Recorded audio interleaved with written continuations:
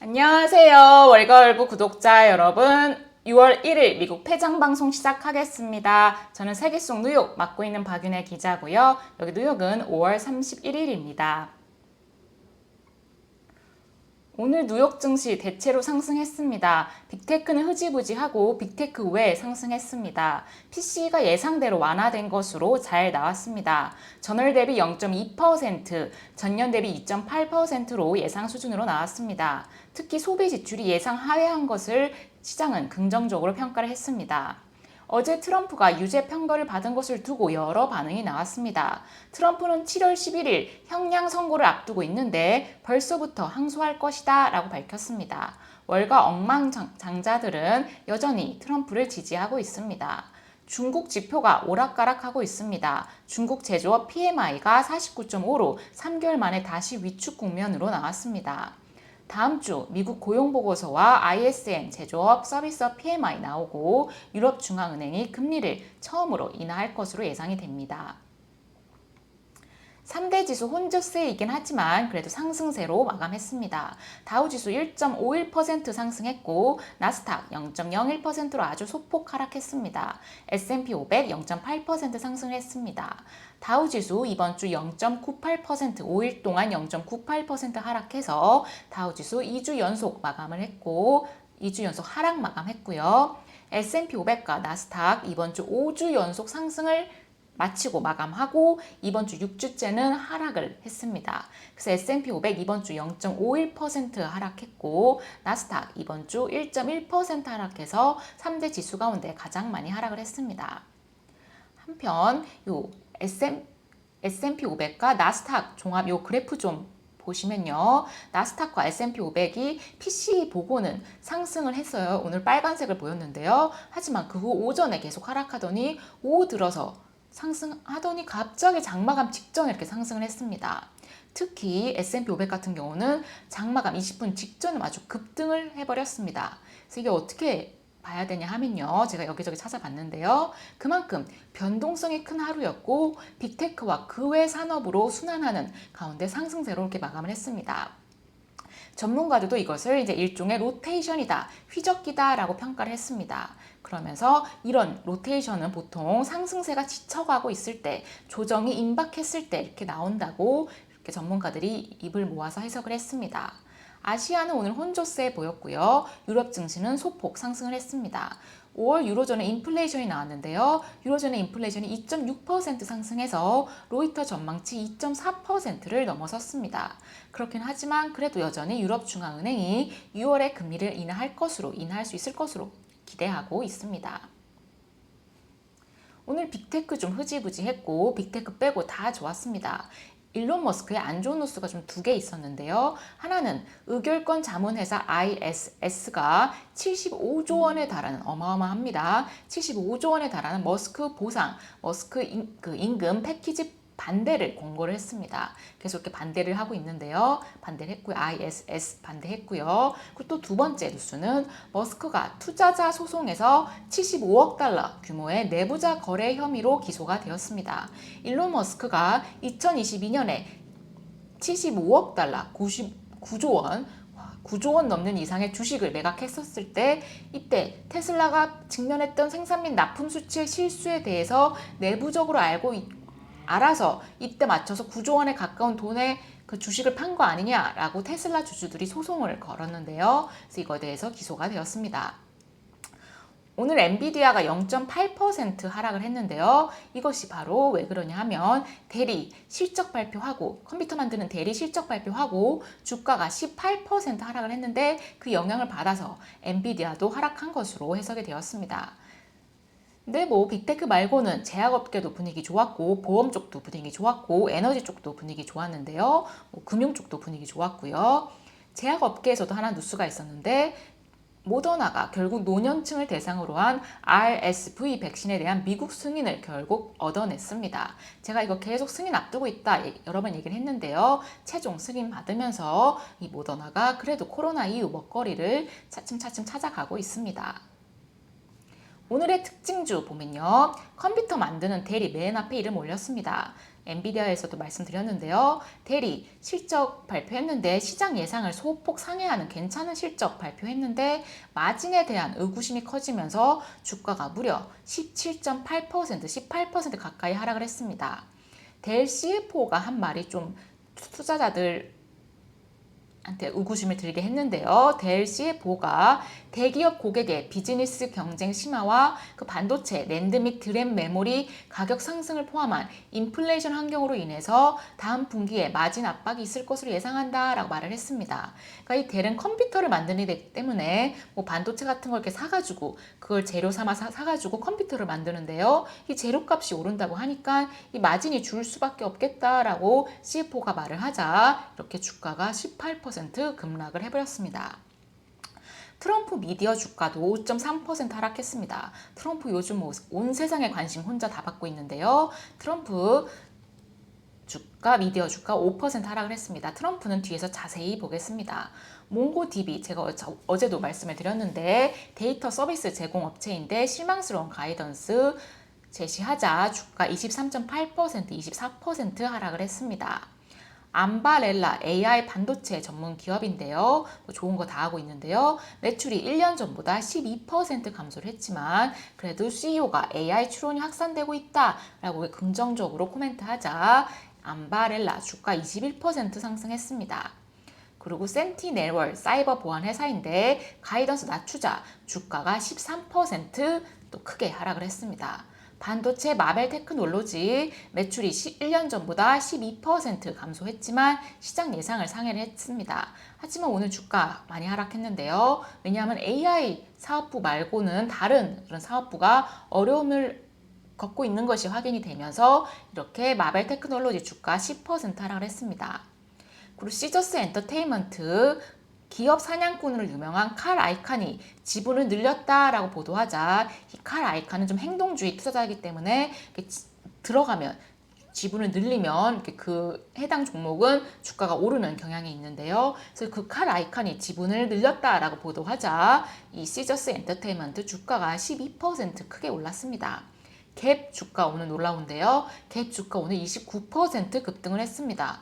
호실적과 좋은 가이던스 제시하자 갭 급등했습니다. 요즘 아주 미국 의류업체들 잘 나가고 있습니다. 또 맨 밑에도 의류업체인데요. VF 콜프, 놀스페이스랑 반스 브랜드 갖고 있는 의류회사인데 새로운 최고 제품 책임자 CPO, P는 이제 프로덕트인데요. 이 CPO를 새롭게 선임하자 주가 7% 올랐습니다. 오늘 PC 예상대로 완화된 것으로 나오자 국채금리, 달러, 유가, 금, 코인 모두 하락을 했습니다. 보면요. PC 완화된 것으로 시장 예상 수준으로 나오자 국채금리는 하락을 했는데요. 그게 정석대로 하락을 했습니다. 왜냐하면 이제 시장 금리 인하 기대감이 커지기 때문에 국채금리도 그거에 따라서 발맞춰서 인하를 했습니다. 아니, 인하가 아니죠. 국채금리도 하락을 했습니다. 10년물 국채금리 5.5bp 하락한 4.49% 기록하고 있고 2년물 국채금리 5.2bp 하락한 4.87% 기록하고 있습니다. 달러 인덱스도 국채금리 하락하니까 같이 하락을 했는데요. 달러 인덱스 0.09% 소폭입니다. 소폭 하락한 104.6 기록하고 있습니다. 유가도 하락을 했는데요. 오펙 플러스 회의 일요일에 앞두고 있습니다. 또 생산 감산할 것으로 생산 줄이는 감산을 연장할 것으로 계속 줄여 나갈 것으로 예상이 되는데요. 봐야겠고요. 일요일 회의 앞두고 유가 하락을 했습니다.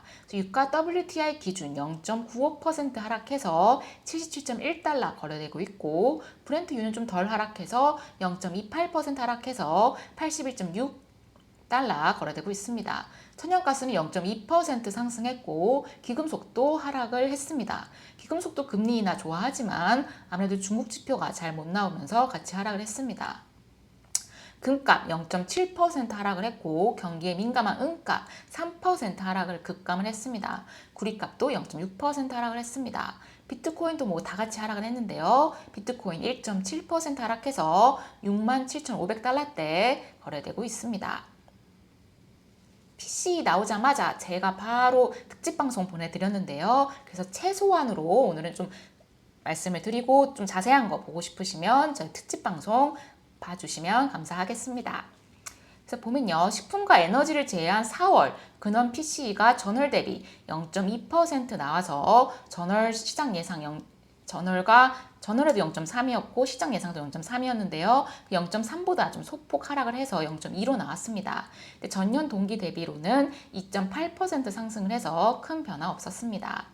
이 그래프는 이제 그 전월 대비 0.2%에 대한 그래프고요. 그래서 이 0.2%는 그래프 보시면 올해 들어서 가장 낮은 수준입니다. 그래서 보면요. 이 식품과 에너지 제한 4월 근원 PCE가 전월 대비 0.2%, 전년 동기 대비 2.8% 상승을 했고요. 그리고 세 번째 줄 전월 대비 4월 헤드라인 PCE는 0.3% 증가를 해서 뭐 전월이나 시장 예상과 똑같이 나왔습니다. 헤드라인 PCE라는 것은 이제 에너지와 식품 가격을 모두 포함한 모든 것을 포함합니다. 그래서 그 헤드라인 PC를 이제 전년 대비로 보면요, 2.7% 증가를 해서 이것도 뭐 전월이나 시장 예상 2.7과 똑같이 나왔습니다. 그래서 항목별로 보면요. 서비스가 전월 0.4에서 0.3으로 하락을 했고 상품이 3월에 0.1에서 0.2%로 상승했습니다. 서비스 걱정을 많이 했는데 서비스는 그래도 조금 하락을 했습니다. 에너지가 전월과 똑같이 4월에도 1.2% 상승을 하면서 헤드라인 PC 경우 이 에너지가 그 상승세를 이끌었습니다. 마지막 밑에 두 줄도 보면요. 4월 미국 개인 소득은 전월 대비 0.3% 증가를 해서 전월 0.5%보다 많이 내려왔습니다. 그렇지만 시장 예상치와는 일치를 했고요. 그래서 이 개인 소득이 1월에 유독 높았던 1%도 기록한 적이 있는데요. 그래서 1%에 비해서는 지금 0.3으로 많이 내려왔습니다. 그리고 이 개인 지출이 조금 주목을 받았는데요. 개인 지출이 전월 대비 0.2% 증가를 해서 전월 0.7에서 많이 내려왔고 또 시장 예상 0.3보다도 낮게 나왔습니다. 그래서 이 개인 지출이 또 인플레이션에 또 바로 이제 개인 소비다 보니까 바로 지표가 되는데요. 그래도 인플레이션 압력이 완화가 된 것으로 해석이 되었습니다. 그래서 시장은 어제만 해도 11월 첫 금리 인하 보고 있었는데 이 PCE 보고 9월 금리 인하도 가능하겠다라고 9월 금리 인하 점치고 있습니다. 전문가들은 대체로 호의적으로 이번 PCE 봤는데요. 그리고 또 오늘도 조금 변동성이 컸지만 결국 3대 지수 상승한 채로 마감을 했습니다. 그래서 인플레이션이 진전도 없고 하락도 없다라면서 그래도 예상 수준으로 나왔기 때문에 호의적으로 봤고요. 그래서 이 상태로 계속하면 하지만 또 진전도 없고 하락도 없기 때문에 이 상태로 계속하면 금리 인하할 또 이유가 딱히 되진 않겠다라고 얘기를 했습니다.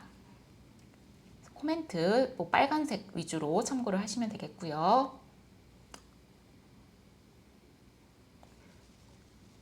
트럼프 아주 자세히 제가 전달해 드리도록 하겠습니다. 트럼프 어제 전달했다시피 도널드 트럼프가 2016년 선거 전에 포르노 스타 스토미 데니얼스에 대한 돈을 지불하기 위해서 마이클 코헨과 함께 사업 기록을 위조한 혐의로 이 맨하튼 법원 배심원단에 의해서 유죄 판결을 받았습니다. 배심원단은 34개 혐의 모두 유죄 판결을 내렸습니다. 그래서 이에 대해서 좀 어떤 반응이 나왔는지 보면요.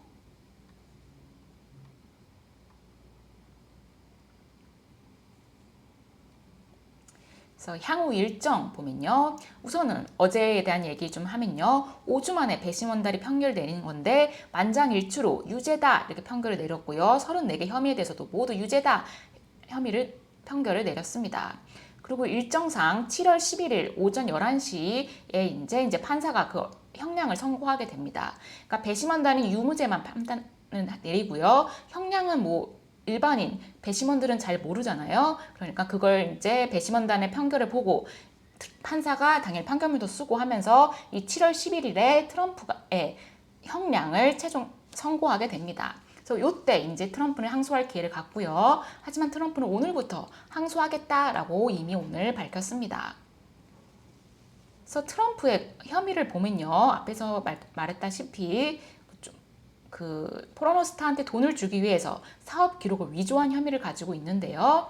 요 자체는 뉴욕주 법에 따라서 가장 심각하지 않은 범주인 2급 5번째 등급의 중범죄에 해당이 됩니다. 그리고 각 건당 최대 징역 4년까지 선고가 가능하고요. 그래서 트럼프의 선고에는 뭐 벌금, 배상, 보호관찰 등이 포함이 되고 뭐 징역형도 가능은 합니다. 하지만 전문가들은 징역형 가능성은 거의 없고 보호관찰 선고가 일반적일 것이다. 죄 자체도 그렇고요. 그리고 트럼프가 또 워낙 또 정치적 지위가 있다 보니까 판사 입장에서는 뭐 징역형 때리기 쉽지 않다라고 얘기를 하고 있습니다.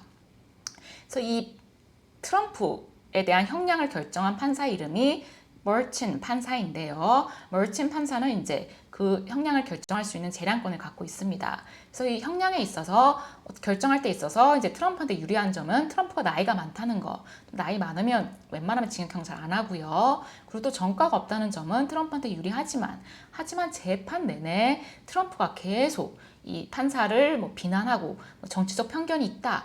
막 계속 비난을 해왔습니다. 요거는 판사도 당연히 사람인지라 요건 좀 마이너스로 작용을 하겠습니다.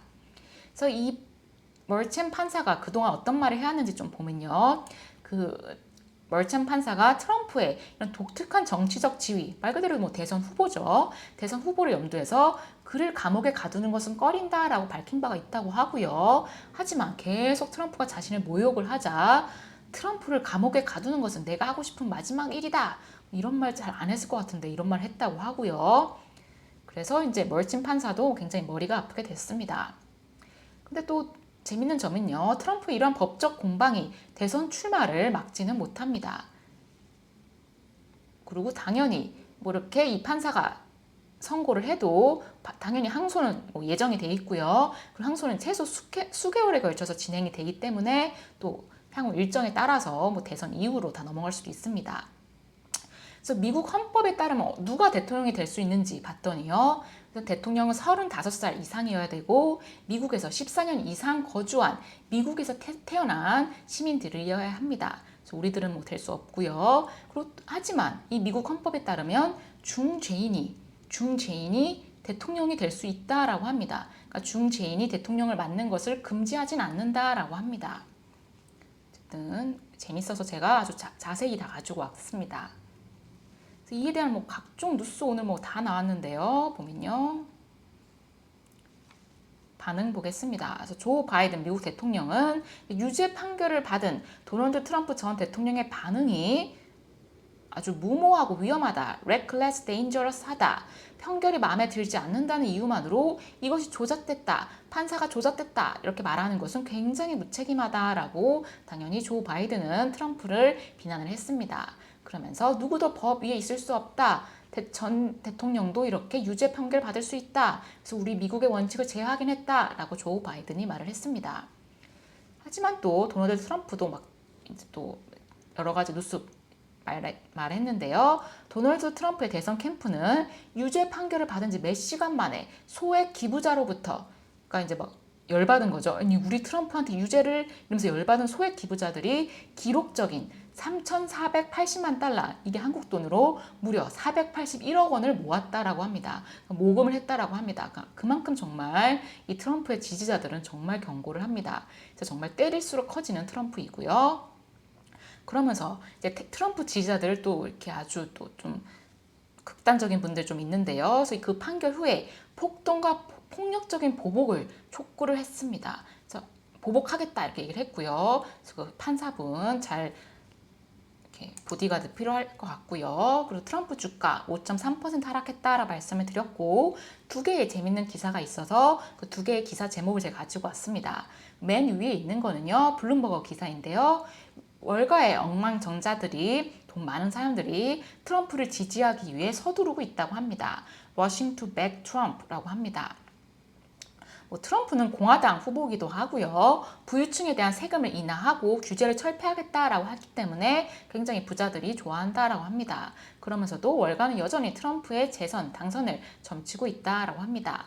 반면 그 밑에 로이터 기사 보면요. 트럼프 유죄 판결 이후 도널드 트럼프에게 투표할 가능성이 낮다라고 공화당 유권자의 10%가 그렇게 말을 했다고 합니다. 그러니까 공화당의 등록된 유권자의 10%가 유죄 판결 보니까 트럼프한테 투표 못하겠는데요 라고 말을 했다고 합니다.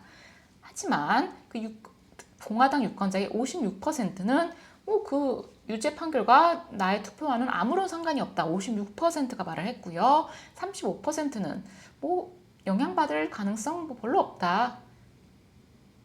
그러면서 그냥 예상대로 트럼프한테 투표할 가능성이 더 높다라고 35%가 말했습니다. 56%는 아무런 영향이 없다 말했고요. 35%는 계속 트럼프한테 투표할 가능성이 더 높다 이렇게 말을 했고요. 10%는 트럼프한테 투표할 가능성이 낮다라고 말을 했습니다. 그래서 이렇게 여러 기사도 가지고 왔습니다. 미중 관계 얘기하겠습니다.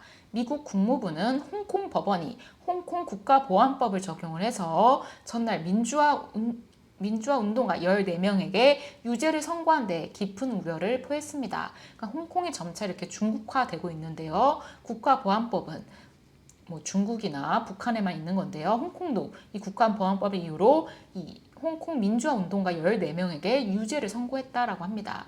그러면서 이 홍콩 국가보안법 시행에 책임이 있는 중국과 홍콩 담당자들에게 비자 제한 조치를 부과하겠다라고 미국이 밝혔습니다. 그리고 두 번째, 중국 제조업 구매 관리자 지수 PMI가 전월보다 0.9 하락한 49.5로 나왔습니다. 전망치 50.4보다도 꽤 크게 낮게 나왔습니다. 3월, 4월 겨우 50 넘었었는데요. 이 제조업 PMI가 다시 또 이번 달에 다시 또 이렇게 50 미만으로 49.5로 경기 수축으로 나왔습니다. 금요일이니까 다음 주 일정 보면요.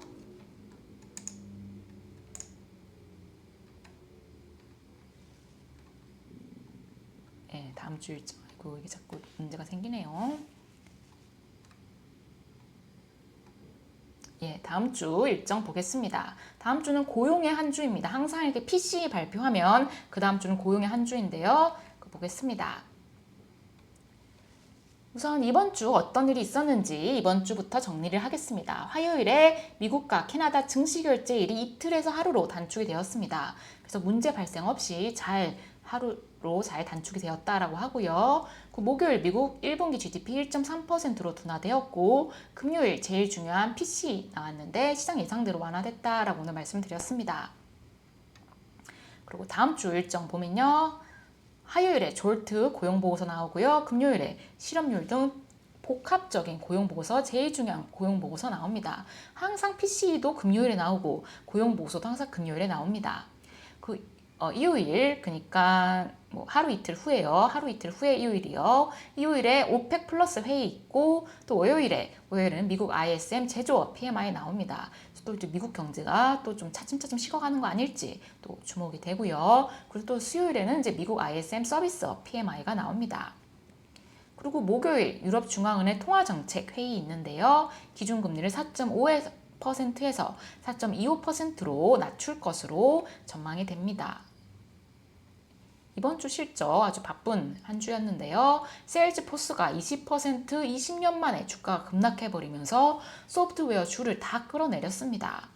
그리고 오늘 세일즈포스 말고도 여러 소매업체 실적 발표 이번 주 많았는데요. 그래서 옷을 파는 에버크롬비아, 스포츠용품 파는 디스스포팅 굿즈랑 신발 파는 풋라커 주가 모두 15% 넘게 급등을 했습니다. 죄송합니다. 급등을 했습니다. 하지만 백화점 콜스나 아메리칸 잉글스는 실적 발표 후에 주가가 하락을 했습니다. 다음 주 실적 발표 눈에 띄는 거 딱히 없는데 크라우드 스트라이크랑 달러트리 있습니다. 그래도 조용한 한 주 될 것 같습니다. 여기까지 제가 준비한 내용입니다. 좋은 주말 보내세요. 감사합니다.